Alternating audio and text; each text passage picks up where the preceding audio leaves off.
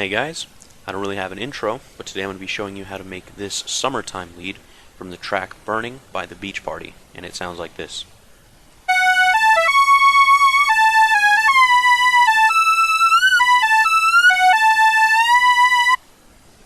We're going to be making the sound in FL Studio's Harmor, although I believe the original was possibly made in two separate massives, and you can do it that way by just copying the effects and the things I do in part A of this Harmor and layering it with a second massive that copies the effects of part B.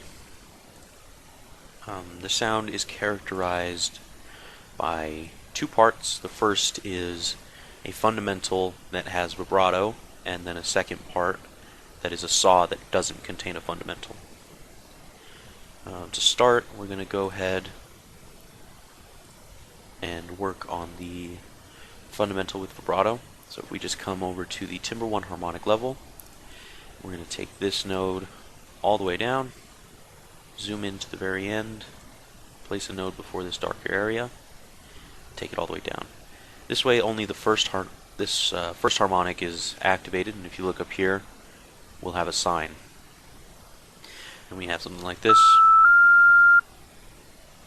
Next, we're going to add the vibrato. So we're just going to turn the depth up and put the speed to about 95% or 240 milliseconds.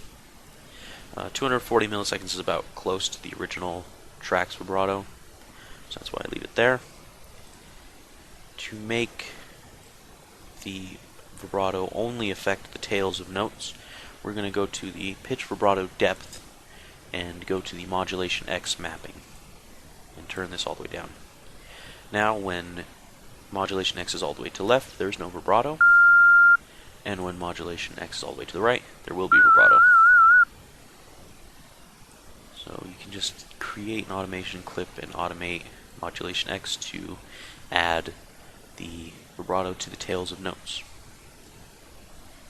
After we've done that, we're just going to add an order to unison to part A.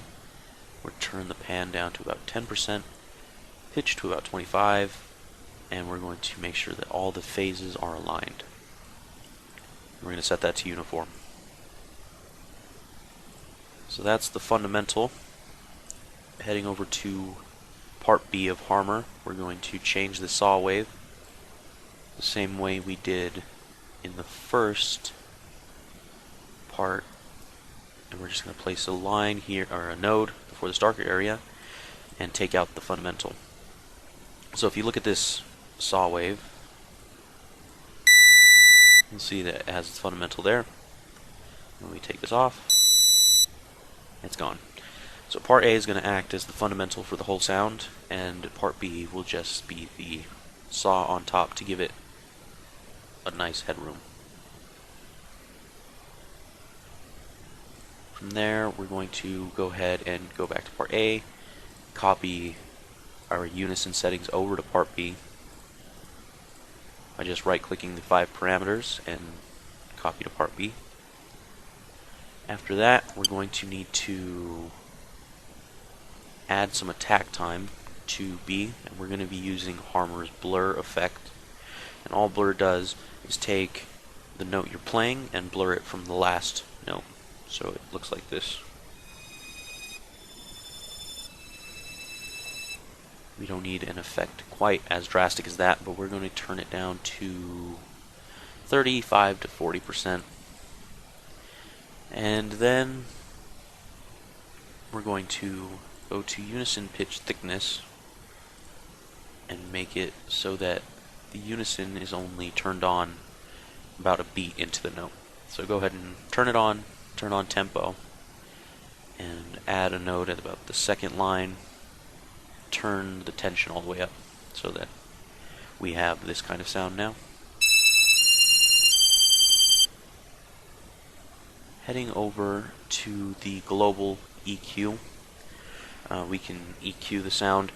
This is mostly for sounds that are going to be, or MIDI that's going to be played between C6 and C8. Otherwise, you can go ahead and EQ it yourself using whatever EQ you like for This, however, I'm going to place a note at 2000 and a note at 6600 and take the last note over here all the way down, turn the tension all the way up, and this tension between 20 or 15 to 20%. After that, I believe that's all the effects for part B, and this is the sound we have so far.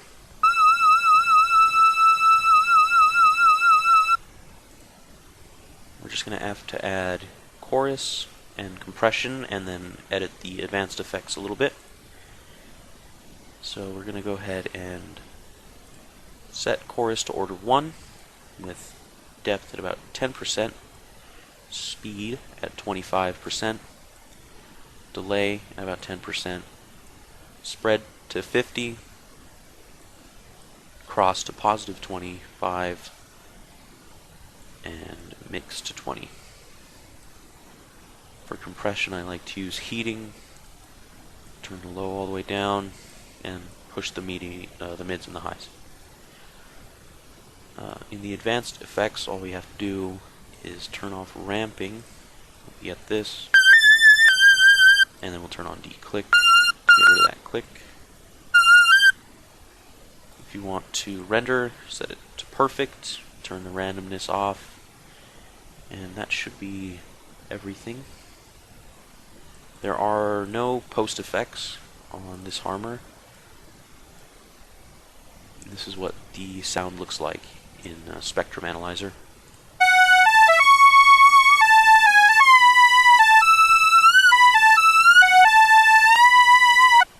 So you can see we have our fundamental note right here with the vibrato, and all the rest of the notes stacked on top are just the regular saw. So that's really it for this sound. If you'd like to hear what this sound is like in practical application, I'll leave a link to the original track in the description. Thank you for watching, and have a nice day.